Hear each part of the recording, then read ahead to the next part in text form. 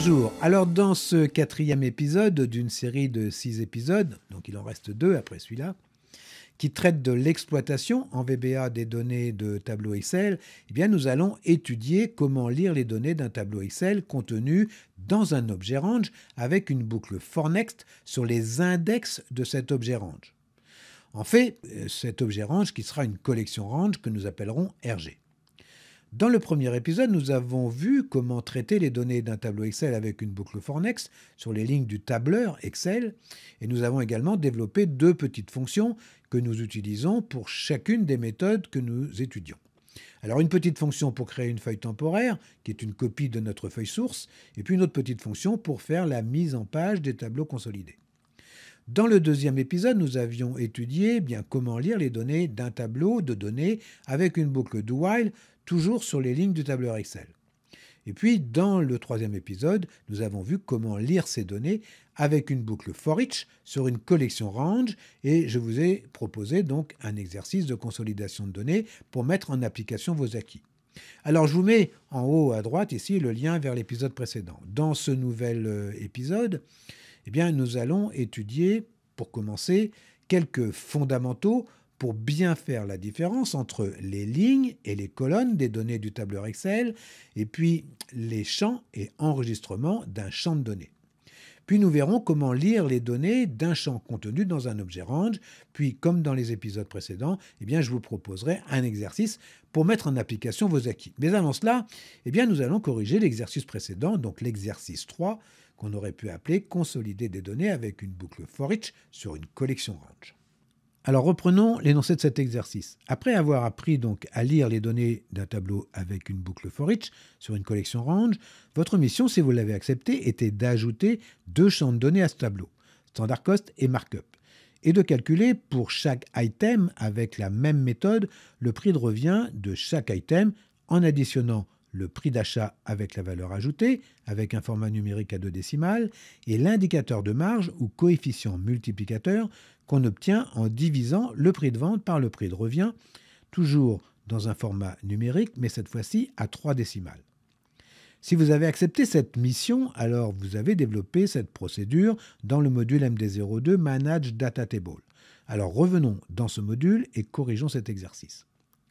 Rappelez-vous, vous avez défini dans le premier épisode 4 variables locales de modules. Item à string, qui est le code article, SP à single, qui est le prix de vente, std cost à single, qui est le prix de revient, markup à single, donc qui est le coefficient multiplicateur que l'on obtient en divisant le prix de vente par le prix de revient. Il vous a été proposé dans une procédure Write Data from Range with Loop for Each, donc un nom bien explicite, de charger les variables aux valeurs connues, de charger les variables aux valeurs calculées et de faire la mise à jour des champs calculés dans le tableau. Enfin, pour finir, faire une mise en forme du tableau complété à l'aide de la fonction Table Layout que nous avons développée ensemble dans le premier épisode. Donc, corrigeons cet exercice 3 et cette sub qu'on a appelée Write Data from Range with Loop for Each. Donc, dim WS as worksheet, RG as range, myCell as range, dim R as long, C as long, nrow as long. Donc là, je pense que maintenant, vous connaissez un peu toutes ces variables qu'on utilise quand même très fréquemment. Renew datasheet, donc on appelle notre fonction pour renouveler notre feuille temporaire. Set WS égale worksheet cells. WS.cells 4,11, donc on inscrit notre titre std cost. WS.cells 4,12 égale markup, donc notre titre markup. On attribue à notre variable R la valeur de 5 et à notre variable C la valeur de 7, donc ligne 5, colonne 7, donc la colonne de nos items. On va aller chercher la dernière ligne de notre tableur avec nrow égale ws.cells r,c.end xldown.row. On va faire un set rg égale ws.range première adresse, ws.cells r,c, deuxième adresse, ws.cells nrow,c, donc notre champ de données qui correspond à nos items. Et on va faire for each myCell in rg, donc pour chaque cellule de notre collection range qui contient donc nos items. R, ça sera le numéro de ligne de la cellule en scrutation, donc R égale myCell.row. Item, ça sera donc la ligne en scrutation avec la colonne 7. Le standard cost, ça sera la colonne 8 plus la colonne 9. Le prix de vente, ça sera la colonne 10. Le markup, eh bien, ça sera le sales price divisé par le standard cost. Et puis, on mettra au format, avec 2 décimales, le range, enfin la cellule qui sera en scrutation de la colonne 11, dans laquelle on inscrira le standard cost. Ensuite, on mettra au format avec 3 décimales la cellule en scrutation qui sera dans la colonne 12, dans laquelle on inscrira markup. On fera un next mycell pour faire tourner notre boucle. Et puis, on fera toujours la mise en forme de notre tableau avec nos 3 arguments, sales, la feuille de destination, 4, la première ligne de données, et puis 4, le deuxième 4, la première colonne de données. Et puis, on n'oubliera pas de libérer notre mémoire avec 7RG égale nothing et 7WS égale nothing. Alors, ici, j'ai mis 2 points entre le 7RG égale nothing, 2 points 7WS égale nothing. On peut écrire plusieurs commandes sur une même ligne à condition de les séparer par 2 points. Bien, alors nous allons étudier quelques fondamentaux pour bien faire la différence entre les lignes et puis les colonnes du tableur Excel et puis les champs et enregistrements d'un champ de données. Donc, dans votre éditeur VBA, vous allez donc créer un nouveau module que l'on va appeler MD03 Training, dans lequel vous créerez une nouvelle procédure qu'on va appeler sub variable tableau et qui va nous servir de support pédagogique. Dans cet exemple, on trouve un tableau de données de 11 lignes et puis de 7 colonnes. La ligne des noms de champs de notre tableau se situe à la ligne 4 de notre tableur Excel. On va déclarer une variable WS comme étant une feuille de travail, donc dim WS as worksheet. Puis nous allons renouveler la feuille sales avec notre fonction renewDataSheet avec ces 2 arguments, le nom de la feuille source et puis le nom de la feuille de destination. Puis nous allons attribuer à notre variable objet WS le nom de notre feuille temporaire que nous avons appelée sales. Donc on fera set WS égale worksheet sales. Nous n'oublierons pas, bien sûr, de libérer notre mémoire de l'objet WS par la commande setWS égale nothing que l'on placera juste avant le nsub de notre procédure. Si l'on fait abstraction des noms de champs, notre champ de données a pour adresse donc ws.range, ouvrez la parenthèse, et entre guillemets séparé par 2 points, 2 ranges. Le premier range, ça va être le range D5, et puis le deuxième range, ça va être J15. On peut dire également que l'adresse de notre champ de données est donc ws.range, ouvrez la parenthèse, première adresse, ça sera la cellule ws.sales 5,4, donc séparée par une virgule, la deuxième adresse, ws.sales 15,10. Déclarons une variable objet, RG, comme étant un range. Donc, après dim ws as worksheet, on fera virgule, RG as range. Attribuons à notre variable objet, RG, l'adresse de notre champ de données. Donc, set RG égale ws.range, première adresse ws.sales 5,4 et deuxième adresse ws.sales 15,10. N'oublions pas de libérer notre mémoire en plaçant au-dessus de notre set ws égale nothing, set rg égale nothing. Déclarons une variable tableau que l'on va appeler myArray, comme étant un variant. Donc, sur la ligne des définitions de variables, donc dim ws as worksheet, virgule rg as range, on ajoutera virgule myArray as variant. Attribuons à notre variable tableau myArray la valeur de notre champ de données RG. On fera myArray égale rg.value. Les indices de la variable tableau myArray ne font plus référence aux lignes et colonnes du tableur, mais aux enregistrements et champs de notre objet collection range. Donc dans notre variable array, de l'indice 1, 1 à l'indice 11,7. Dans notre tableau de données, on retrouvera la valeur P6798 à l'adresse ws.sales 9,7.value, mais également à l'adresse ws.sales 9,g.value, mais aussi à l'adresse ws.range, ouvrez les guillemets, g9.value. Bon, la propriété .value sera implicite et il ne sera pas forcément nécessaire de la préciser. Cette adresse correspond au numéro de ligne du tableur Excel et numéro de colonne du tableur Excel. Dans notre objet collection range RG, on trouvera la valeur P6798 à l'adresse RG 5,4.value. Cette adresse correspond aux index de la collection range et ne font plus référence aux lignes et colonnes du tableur Excel. De la même manière, dans notre variable tableau myArray, on retrouvera la valeur P6798 aux indices 5 et 4 de notre variable tableau, myArray 5,4. La propriété .value n'aura pas lieu d'être sur la variable myArray, puisque nous faisons référence aux indices d'une variable tableau et non plus aux index d'un objet range.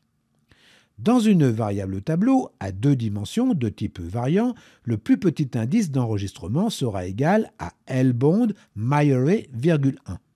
Le plus grand indice d'enregistrement sera égal à la commande ubond myArray,1. Le plus petit indice de champ sera égal à lbond myArray,2 et le plus grand indice de champ sera égal à ubond myArray,2. Donc nous allons pouvoir faire une message box ws.sales 9,7 égale, et on va concaténer avec ws.sales, ouvrez la parenthèse, 9,7, virgule. Donc là, on n'a pas besoin de mettre de bouton, donc on mettra une autre virgule, et puis on mettra, sur le bandeau de notre message box, VBA tableau. On pourra aussi écrire, donc message box, RG 5,4, et on va concaténer avec RG 5,4, virgule, virgule, VBA range. Et puis on va aussi faire une message box, myArray 5,4 égale, donc myArray 5,4, virgule, virgule, VBA var tableau, pour variable tableau.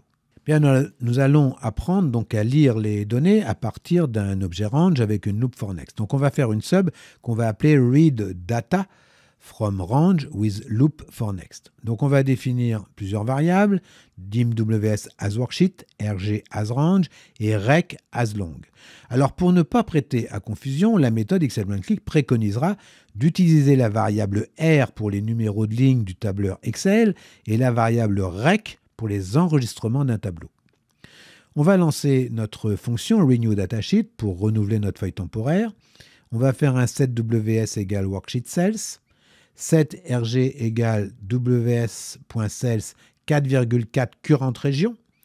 Donc dans cet exemple, l'objet rg prend en compte la collection current région de l'ensemble du tableau de données. Comme ceci.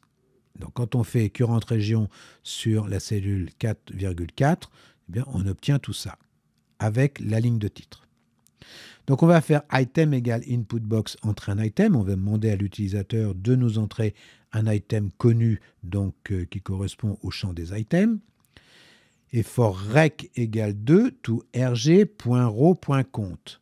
Donc rec, ça va être l'enregistrement. 2, bien on va commencer au deuxième enregistrement puisque le premier, ça sera la ligne de titre. To rg.row.compte. Donc dans notre objet rg, on va compter le nombre de lignes et on fera donc une boucle sur le nombre de lignes qu'on a de la ligne 2, enfin de l'enregistrement 2 jusqu'à l'enregistrement 12. If rg rec,4 égale uCase item, then, donc si notre enregistrement qui se trouve donc au premier enregistrement dans la colonne 4 est égal à uCase item, donc à ce que nous aura renseigné notre utilisateur qu'on aura transformé en lettre capitale, et bien dans ce cas-là, on écrira notre message box item, donc égal, on va concaténer avec rg donc rec,4, on va concaténer cust, rg rec,2, standard cost, rg rec,5 plus rg rec,6, sp, rg rec,7, donc vbcrlf, on va à la ligne, puis on fait espace underscore, et le markup, on fera la formule avec un format, donc format rg rec,7 divisé par, ouvrez la parenthèse, rg rec,5 plus rg rec,6, fermez la parenthèse, virgule, et puis le format de données qu'on mettra avec 2 ou 3 décimales, ça n'a pas vraiment grande importance. Et puis on fera un exit for, donc le NDIF, le next rec, pour aller donc à l'enregistrement suivant, le setrg égale nothing, et le setws égale nothing, et le nsub. Alors, read data from array with loop for next. Donc, on va faire un peu le même exercice, mais cette fois-ci à partir de notre variable myArray. Donc, on va faire une dim ws as worksheet, rg as range, myArray as variant et rec as long. Donc, rec, ça va être donc l'enregistrement. Et myArray, ça va être donc notre champ de données. Donc, renew datasheet, source, cels, setws égale worksheet cels, setrg égale ws.cels 4,4 current région, je ne vous rappelle pas, donc 4,4 current région, ça nous donne tout notre tableau, y compris les lignes de titre. On va faire myArray égale rg.value. Donc on va demander à l'utilisateur de nous entrer un item connu. On va faire for rec égale 2 to ubound myArray, 1.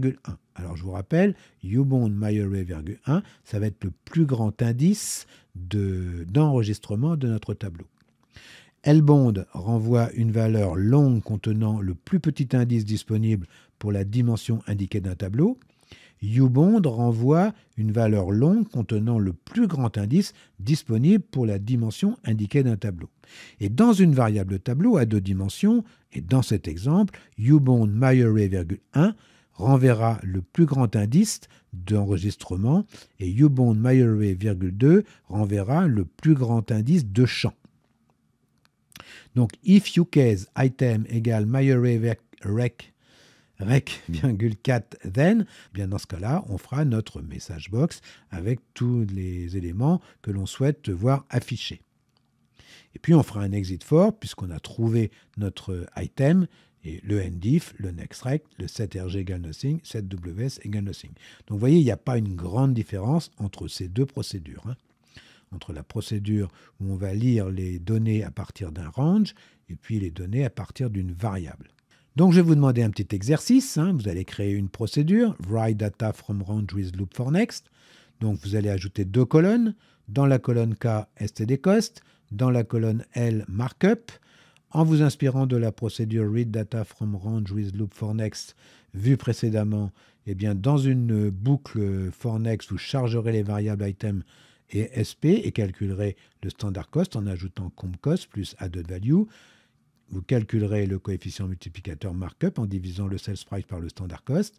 Puis vous ajouterez les valeurs calculées à votre tableau. Enfin, vous finirez par faire une mise en forme de votre tableau complété avec votre fonction table layout. Et le deuxième exercice, exercice 6, donc, vous allez créer une procédure que vous allez appeler write data from array with loop for next. Donc vous allez ajouter donc 2 colonnes, toujours, dans la colonne K standard cost, dans la colonne L markup, en vous inspirant de la procédure read data from array with loop for next, donc vue précédemment. Dans une boucle for next, je vous chargerai les variables item, sp et calculerai le standard cost en ajoutant compcost plus added value. Vous calculerez le coefficient multiplicateur markup en divisant le sales price par le standard cost. Vous ajouterez les valeurs calculées à votre tableau. Enfin, vous finirez par faire une mise en forme de votre tableau complété avec votre fonction table layout. Donc là, on travaillera bien avec une variable de type variant. Alors, je vais vous souhaiter bon courage pour cette nouvelle mission, où je vous propose donc 2 exercices. Bon, puis je le redis chaque fois, mais si vous appréciez ces épisodes, bien n'hésitez pas, abonnez-vous à la chaîne, parlez-en autour de vous, et puis un petit pouce bleu, à moi vous savez, ça fera toujours plaisir. Puis ça permet de faire remonter les vidéos dans les algorithmes de YouTube. Activez la cloche, ça vous permettra d'avoir la primeur du prochain épisode. Puis également, bien, si vous souhaitez qu'un sujet particulier soit traité dans un prochain épisode et puis que tout le monde puisse en profiter, eh bien, n'hésitez pas, laissez-le dans les commentaires, puis nous essayerons de le traiter ensemble. Alors, si vous êtes toujours visuel basique, eh bien, écoutez, je vous dis peut-être ou sûrement à bientôt. Au revoir.